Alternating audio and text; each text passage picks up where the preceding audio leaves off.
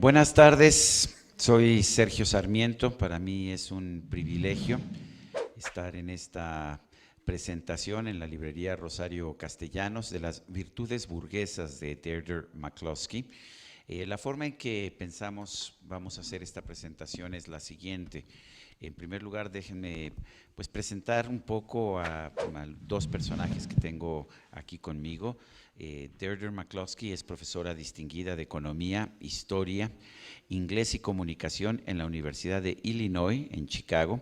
Tiene un doctorado en Economía por Harvard, ha escrito 14 libros y publica artículos de historia y teoría económica, retórica, feminismo, derecho, filosofía y ética. Estuvo durante muchos años en la Universidad de Chicago y es una mujer que le gusta hacer el comentario de que es una mujer liberal, progresista, es una mujer al mismo tiempo episcopaliana, sí, episcopalian, me imagino que sería la traducción episcopaliana, una mujer religiosa, es una mujer también que antes era hombre y que sigue manteniendo sus posiciones en materia económica, en materia de libertades personales. Tenemos con nosotros a Luis Sánchez Mier, es profesor de Economía en la Universidad de Guanajuato y cofundador de la Escuela Libertad y Desarrollo de la Universidad de Guanajuato, que difunde los principios de las sociedades libres y abiertas entre universitarios. Es economista por la Universidad de Minnesota y lo que me han dicho es que es uno de los grandes admiradores que tenemos en nuestro país de Deirdre McCloskey. Y después de que quiero pedirle a Luis que nos haga una presentación primero y después lo que quiero hacer es una especie de entrevista con Deirdre, una entrevista con Sarmiento, pero aprovechando aquí la presencia de Deirdre. Y mi idea es que lo hagamos entre Luis y yo, que le hagamos distintas preguntas y que nos ayude Deirdre a entender, uno, esta tesis que tiene sobre las virtudes burguesas, hoy tan menospreciadas, y por supuesto también yo le quiero hacer preguntas muy importantes. De hecho, ella va a estar en Oxford en unos días más, y en Oxford le toca debatir sobre el tema de si el capitalismo es perjudicial para la mujer. Y yo quiero hacerle ese tipo de preguntas también. Entonces, en principio, Luis Sánchez Mier, platícanos un poco de tu visión de Deirdre, por qué es importante, en fin, lo que hayas reflexionado al respecto de ella. Muchas gracias por la invitación a Sergio y a Berta Pantoja y a Caminos, y pues es siempre un privilegio y una oportunidad de estar con la profesora McCloskey.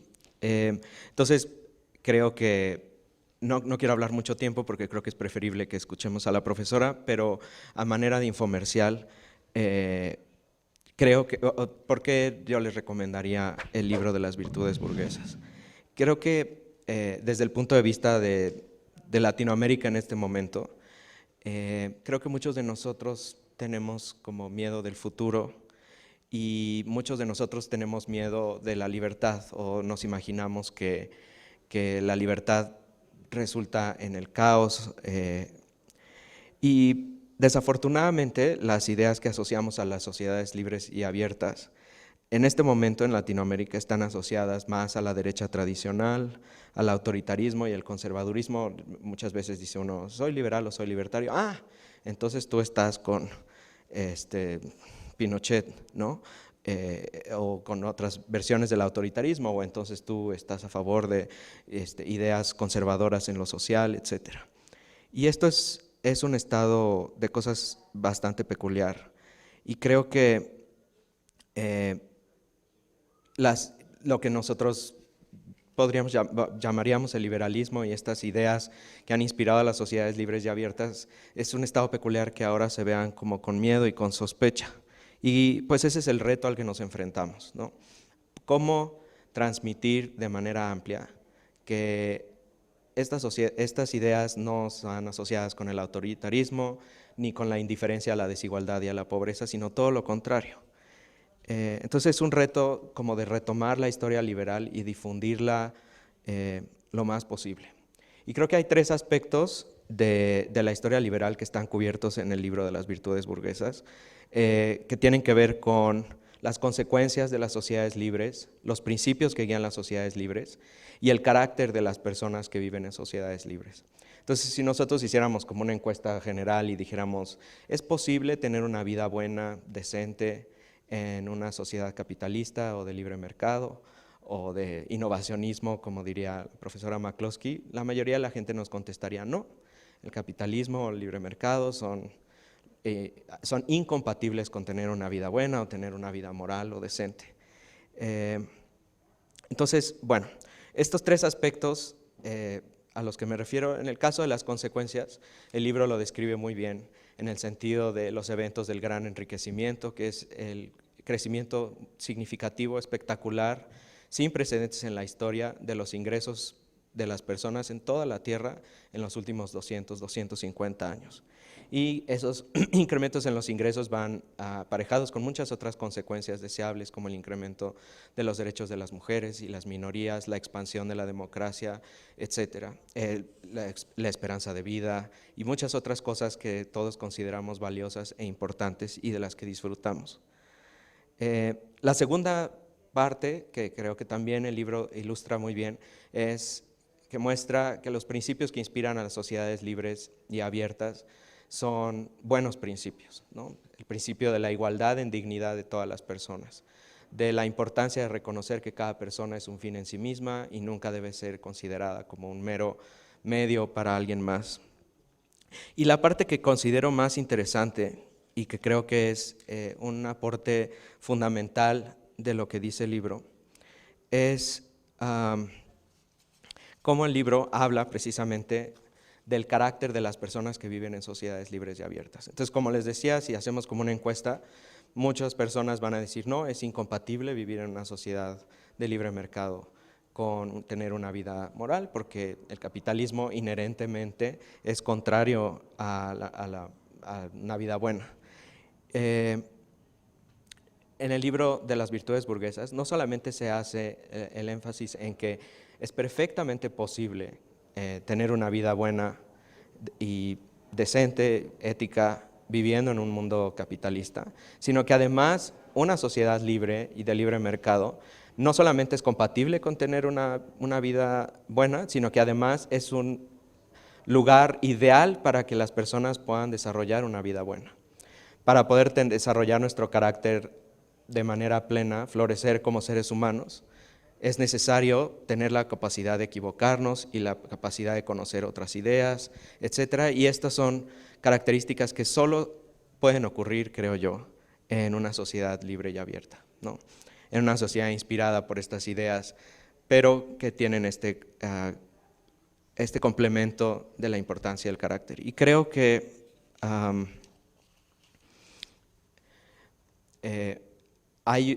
el aspecto de las consecuencias de la libertad es muy importante, pero podríamos pensar, bueno, que podría haber otros sistemas sociales que tuvieran también buenas consecuencias. Entonces, las puras consecuencias no son una justificación para vivir en una sociedad libre. El segundo aspecto sería el aspecto de los principios que guían a las sociedades libres, y esos principios son muy importantes y podríamos argumentar por qué, por ejemplo, cada persona debe ser un fin en sí misma. Pero el tercer aspecto, esta posibilidad de que las personas tengan un desarrollo de carácter pleno, que las personas puedan florecer como seres humanos, que es una idea cercana a la ética de la virtud, creo que es muy interesante porque, digamos que si pensamos que los principios de las sociedades libres y abiertas son algo como frío o racional, la parte tibia o la parte más humana sería precisamente hablar de esto, del desarrollo de las personas, del desarrollo de sus potencialidades, de su florecimiento como seres humanos. Y este libro es una gran herramienta para los liberales en el mundo y en América Latina, para retomar todas estas ideas y poder contar una historia liberal apropiada a nuestra época, que rescate la importancia que los liberales le dan a cada persona pueda desarrollarse de manera libre y contrarrestar las malas asociaciones y las ideas equivocadas que existen sobre el liberalismo, que como ya comenté, a veces se asocian con indiferencia hacia la desigualdad o hacia la pobreza, incluso a veces hasta dicen es que los liberales o los libertarios son crueles, etcétera. Es exactamente lo contrario de lo que estamos tratando de decir. Entonces tenemos un reto muy grande en América Latina de replantear estas ideas que durante tanto tiempo han movido muchos movimientos hacia la democracia y hacia el mercado en todo el continente. Y este libro es una herramienta por un lado, pero también es una inspiración para todos nosotros de cómo podemos contar una historia liberal con corazón y con muchas buenas ideas que apoyan esos sentimientos. Entonces creo que el libro nos da nos pone un reto de ver si vamos a estar al alcance de poder usar esas ideas y de realmente difundirlas, pero tenemos esta gran herramienta y es algo que creo que le podemos agradecer a Deirdre McCloskey, además de que no es el único libro, hay otros dos, La dignidad burguesa y La igualdad burguesa, y el que tienen ustedes ahí a su derecha, que es Por qué el liberalismo funciona. Entonces, todos están disponibles en internet, ¿no? Entonces, bueno, eso es lo que, no quiero tomar mucho tiempo, pero eso es lo que yo rescataría en este momento. Muchísimas gracias y muchas gracias porque realmente son gente maravillosa con la que voy a hablar esta tarde y tengo un problema porque yo generalmente les digo que soy una persona que tiene que tartamudea y el argumento del libro, el argumento de las virtudes burguesas son muy sencillas. Es que no es una contradicción en términos y es tan común el creer y en la derecha conservadora y la izquierda, el ser clase media, ser burgueses, ser comerciantes, ser fabricantes o hombres de negocios o si abrimos un salón o una estética o cualquier acto económico, con la excepción de ser un trabajador nada más, supuestamente corrompe y es malvado. Y esta es la base. Es la emoción básica que está tras el marxismo, que antes yo creía que era mío. Yo no soy marxista porque era una marxista no educada, porque leí el manifiesto comunista, solo la mitad de él y pensé que era suficiente. Para las sociedades existentes, es la historia de la lucha de clases y para mí era todo era todo lo que tenía que saber y por eso me creía marxista. Y el argumento es que ese es un error. Es un error pensar que cuando nosotros estamos haciendo negocios estamos haciendo algo malo, estamos haciendo algo malvado. Porque hay una historia sobre el otro Marx, que es Marx Groucho, que era un comediante en las películas en los años 1930 y una persona, su humor era bastante cruel y él tenía una amiga, George, que era un comunista y George llegó a la mitad de la depresión y le dijo, Groucho, mi familia se está muriendo de hambre, tengo que obtener un trabajo, tú tienes mucha influencia en la industria de las películas, por favor, dame un trabajo como un mesero. Y él me contestó, George, yo no quisiera explotarte. Y le dijo, pues no. ¿Qué crees? Que no te voy a dar trabajo. Es una burla, ¿no? Entonces Groucho Marx no era una buena persona, pero Karl Marx tampoco. Bueno, el problema es el apellido Marx, no son gente muy amable, pero ya tenemos esta creencia profunda que nosotros somos más viejos que el marxismo, que existe algo que hay algo corrupto entre estos intercambios, entre los mercados y la participación.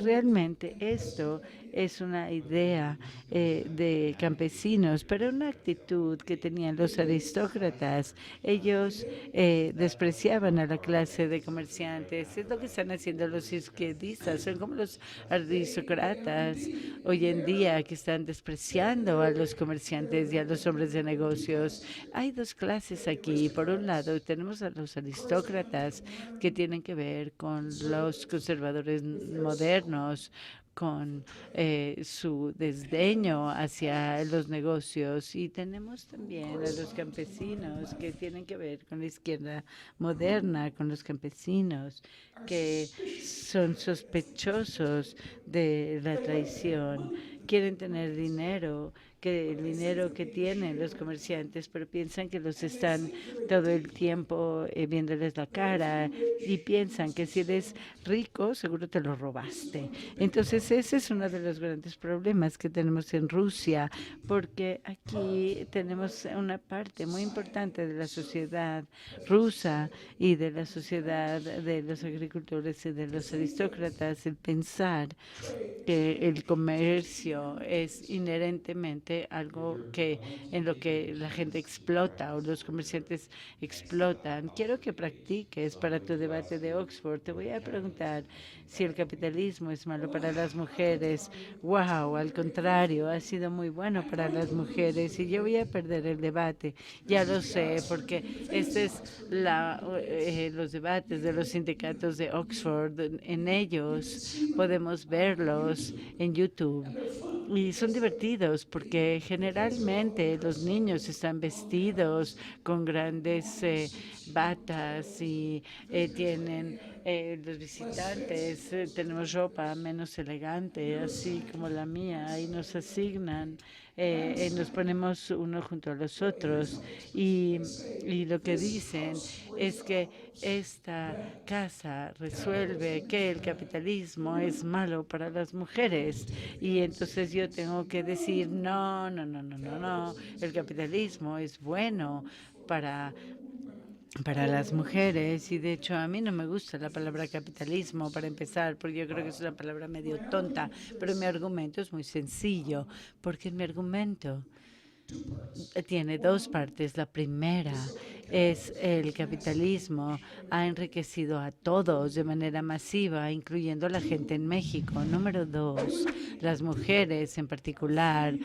se liberan de sus esposos y sus padres si es que tienen un trabajo, si tienen un poco una frutería, o tienen una carrera, o tienen un puestito de fruta. Entonces, por el contrario, el capitalismo es muy bueno para las mujeres. Ahora háblanos de la palabra liberalismo, porque ha cambiado su significado. Has hecho mucho trabajo en la economía inglesa. ¿Cómo cambió el liberalismo, la palabra? ¿Cómo, en dónde se perdió esta palabra? Es muy extraño.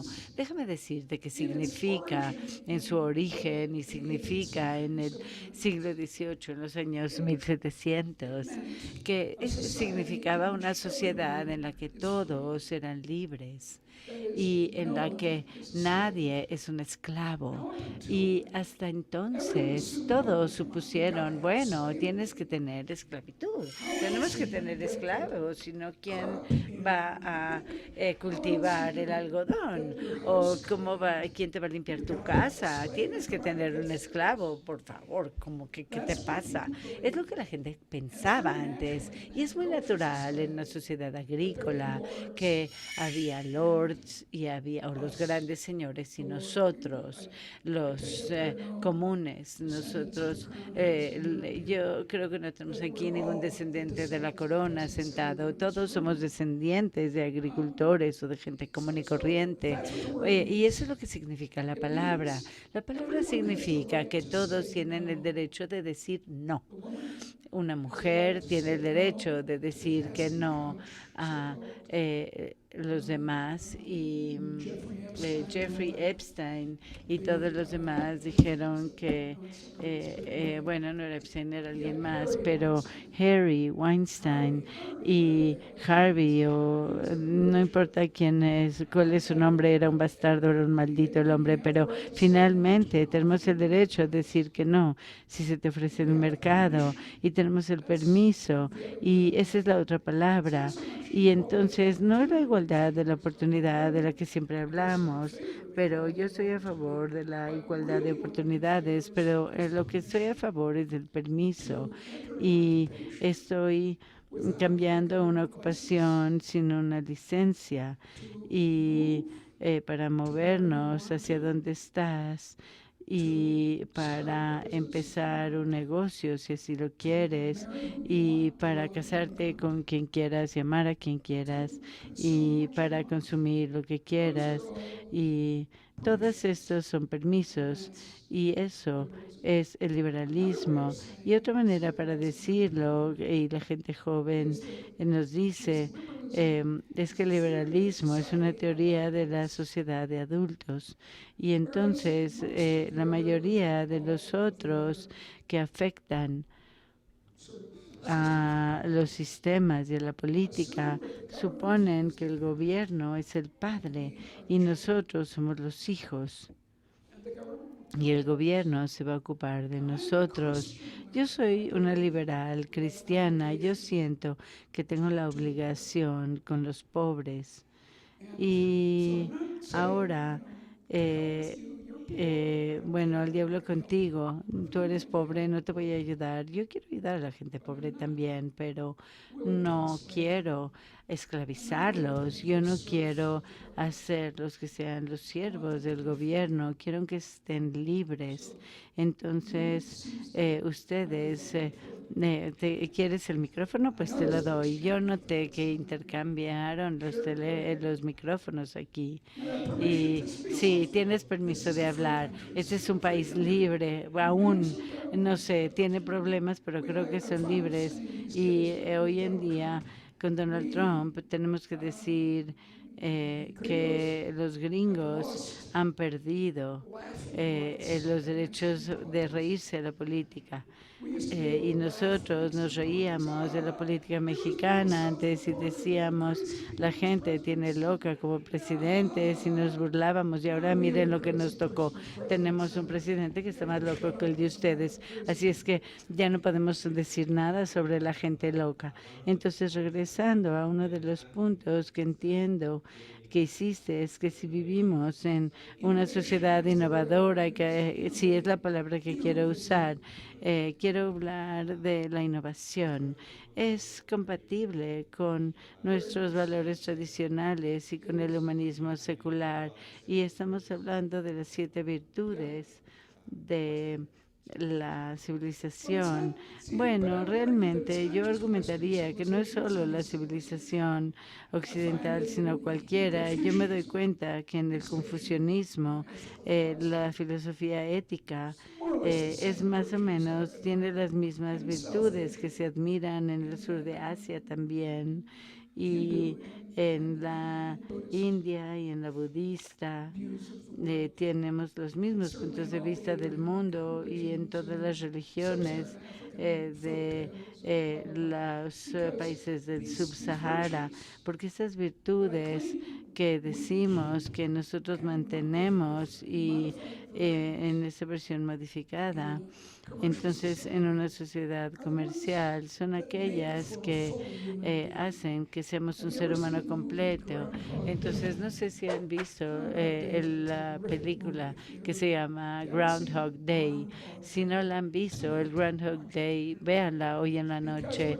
Y creo que en español ahora va a decir cómo se llama, porque aquí tenemos al héroe principal que se está dando cuenta que una vida virtuosa es la mejor vida para los seres humanos. Y eso le permite salvarse. Y esta vida virtuosa tenemos valor, justicia, templanza, prudencia, tenemos fe, amor. Entonces, una de las grandes ideas, si entiendo correctamente, es la idea del equilibrio entre estas virtudes y la economía.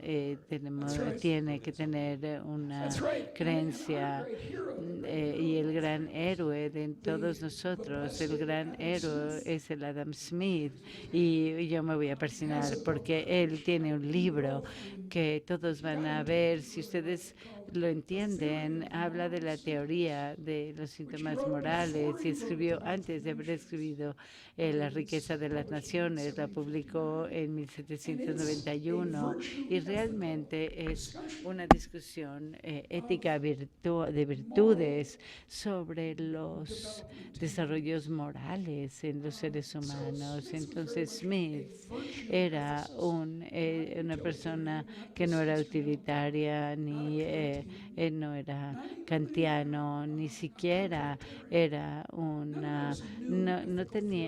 no estaba con estas influencias de ética del siglo XVIII. Él tenía filosofía ética antigua que se encuentra en todos lados cuando hablamos de virtudes particulares. Y lo que yo digo en el libro es muy sencillo.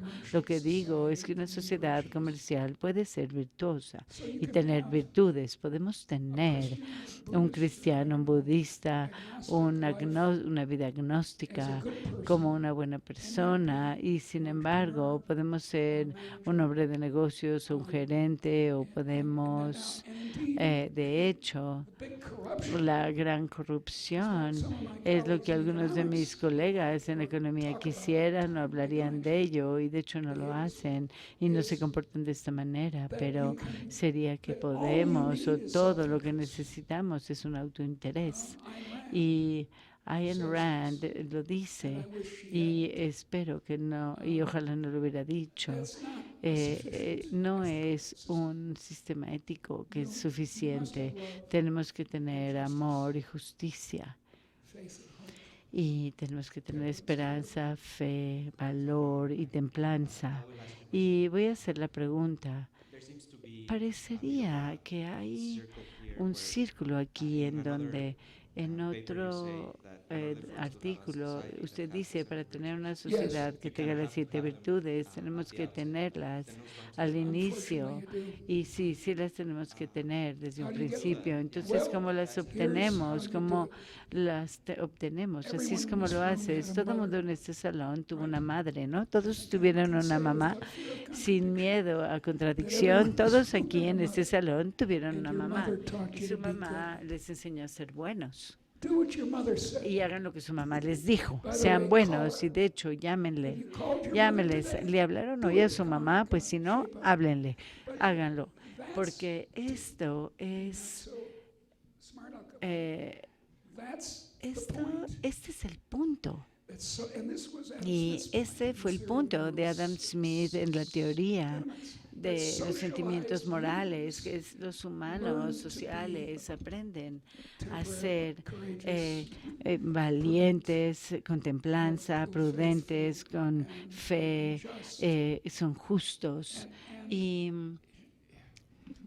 si no aprenden, entonces son seres humanos no contentos, con defectos. Y mi ejemplo que me encanta, y me encanta molestar a mis colegas al respecto, es el Donald Trump, que es una persona patética, y uso sus palabras. Él es una persona que siempre está muy triste porque es una persona que no tiene un centro ético, no cree en nada, no tiene fe o esperanza, o es impulsivo, hace lo que piensa en ese instante y no tiene ninguna templanza, es un cobarde, le encanta insultar a la gente, pero en cualquier lugar, pero cuando los tiene frente a él no los ataca, es imprudente. Él empezó con 400,000 con 400 millones de dólares y ahora vale la mitad de eso porque lo tiró en malos proyectos. Es un mal hombre de negocios y no tiene amor. Y de hecho, solamente tenemos que ver a sus esposas y a ellos juntos para saber que no es una pareja que se ama una a la otra. Y él, claro que miente y no es un buen hombre de negocios, no es buen hombre de negocios, no tiene éxito y no es un hombre virtuoso. Nuestros amigos en Chicago y le encanta engañar y defraudar a la gente. Donald Trump no podría construir un edificio a menos que lo financiara el Deutsche Bank. Entonces, ¿y por qué? Porque como en todos lados estafa, te dice que va a pagar y no te paga, es un estafador y entonces es un embustero. Nosotros nos vemos choqueados por ello, la gente en los negocios también, la gente se ve engañada porque la gente no hace eso, la gente paga sus facturas generalmente. Entonces, el estar en negocios no es ser una persona corrupta. Imagínense una comunidad que estuviera llena de Donald Trumps, pues claro que no funcionaría desde el punto de vista instrumental, pero tampoco sería la vida de un ser humano. Porque la madre de los Pandavas en el Mahabharata, que es una gran épica india, y no me acuerdo del héroe, es un héroe que no me acuerdo de su nombre, pero dice, ¿por qué ser virtuoso? Y el héroe contesta, porque si no, vives la vida de las vacas. Entonces, para ser un ser humano, tienes que ser virtuoso y por ello, porque nosotros vemos hoy en día a un rechazo de estos valores burgueses. Algo histórico está sucediendo, son los medios, son los nuevos medios, porque cada vez que nos abrimos y vemos este rechazo, bueno, es una pregunta profunda, importante, y es por la que escribí estos libros, y hay 3 libros, cómprenlos. Y no tienen que leerlos, solo cómprenlos, porque así yo gano, porque son muy buenos regalos de negocios. A su mamá les va a encantar de tener la trilogía de 1700 páginas y son duros, pesados, te puede detener tu puerta abierta si así lo necesitas. Y yo creo que estas cosas vienen en olas. Yo siento que no sé cómo explicarlo, pero no son solo los medios. Siempre culpamos a los periodistas y esto de alguna manera es medio ridículo porque el enemigo número 1 de los populistas son los medios. Ese es lo primero que los fascistas y derechistas hacen, atacan a los periódicos y a la prensa por lo general. Y yo creo que si Donald Trump pierde esta siguiente elección, esto va a representar un pico de populismo y va a empezar a caer, creo yo. Y entonces creo que nosotros no podemos decir que Bernie Sanders representa a una defensa de Bourgeois. Este no es el caso, Bernie. Entonces, de hecho, vamos a ocuparnos de la salud, que es uno de los puntos, y que dice correctamente que los Estados Unidos gastan la mitad de su ingreso que cualquier otro en el planeta, que los mexicanos, canadienses, que los franceses, los británicos, y obtienen peores resultados por algunas de estas cosas, el doble. ¿Y por qué? Porque Bernie lo que quiere hacer es socializar y entonces nosotros recibimos otros y los hacemos un gran monopolio que se llama el gobierno, y nosotros liberales vemos los problemas como que los gobiernos patrocinan al monopolio, y en Estados Unidos mis ojos están fallando. Nunca, no voy a estar totalmente ciega, pero mis ojos ya hoy en día no están tan bien. Entonces quise obtener una lentes para que como lentes para poder ver bien, y para también poder obtener una mayor cantidad podemos obtener 3.5 en la tienda, pero yo quería 5, no 3.5, sino 5. Entonces me fui a una tienda para comprar lentes y les dije, háganme lentes con el número 5 para que pueda leer, y me dijeron, tienes una receta del doctor, de un oftalmólogo, y si no, no te los puedo dar. ¿Y esto de dónde viene? Viene del gobierno, viene de una parte del gobierno, y que el gobierno y por la gente, por los monopolios no solo suceden en las sociedades, ellos tienen que ser apoyados por el gobierno, y si no, erosionan y se cambian. Y entonces, un caso muy sencillo son los precios de los medicamentos. Para algunos medicamentos, y los precios son estos, son 10 veces lo que cuestan en México o en Canadá. 10 veces lo que cuestan en México y Canadá. Y eso es una locura. Todo lo que tenemos que hacer es realmente cambiar la ley que diga que no podemos comprar medicamentos en México o Canadá, o de México o Canadá. Entonces, no se puede hacer eso en Estados Unidos, y es totalmente ridículo. Entonces, este es un monopolio patrocinado por el gobierno. Están cobrando a los yanquis, a los gringos, les están cobrando 10 veces más. Entonces muestra que los problemas no están en el capitalismo. El problema es no aplicar el capitalismo. Entonces, ahora Bernie sería un total desastre. Y si él es el candidato de los demócratas, Trump va a seguir, y el populismo en el mundo también va a seguir. Do you like any of the candidates? Y hago esta pregunta, pero me gustaría también que pensaran ustedes, porque voy a abrir ahora para que ustedes hagan preguntas. Do you like any ¿A usted le gusta algunos de los candidatos? No me encanta ninguno realmente, porque Joe Biden tartamudea, me cae muy bien. Y también ahora yo ya sé por qué no te caigo bien, y no sabía por qué, porque yo no tartamudeo. Él es una gran persona, Sergio Sarmiento. Y entonces, ¿qué pasa con Pete Buttigieg?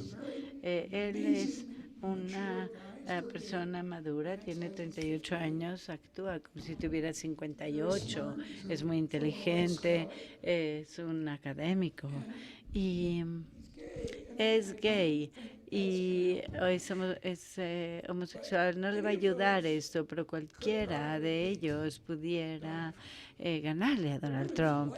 El que pudiera ser candidato, un candidato de oposición que fuera bueno, sería Bloomberg. Bloomberg es un hombre muy rico, 3 veces el alcalde de Nueva York, y no ganas el ser alcalde de la ciudad de Nueva York 3 veces sin ser un político muy bueno, sin ser una persona muy dura y estricta. Entonces, cuando Donald, y de hecho ese fue mi nombre una vez, y en irlandés quiere decir el regidor del mundo, bueno, eso nos asusta, ¿no? Entonces era un hombre en los 40s, y Donald Trump y yo tenemos más o menos la misma edad, y después vino Donald Duck, que acabó con todo esto, nuestro pobre Donald Duck. Gracias por estar con nosotros. Ahora que la han escuchado, creo que entenderán porque tantos la queremos tanto. Es Deirdre McCloskey. Gracias, Luis. Yo soy Sergio Sarmiento.